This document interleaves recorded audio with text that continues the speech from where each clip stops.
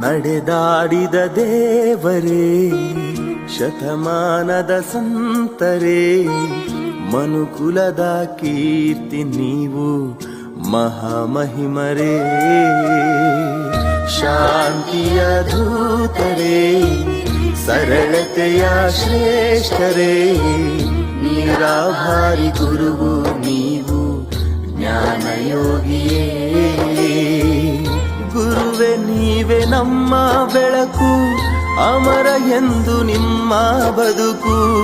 ಹೊರಟಿರ ದೇಹ ತ್ಯಜಿಸಿ ದೇವಲೋಕಕ್ಕೆ, ದಿವ್ಯ ಲೋಕಕ್ಕೆ, ದಿವ್ಯ ಲೋಕಕ್ಕೆ, ದೇವಲೋಕಕ್ಕೆ.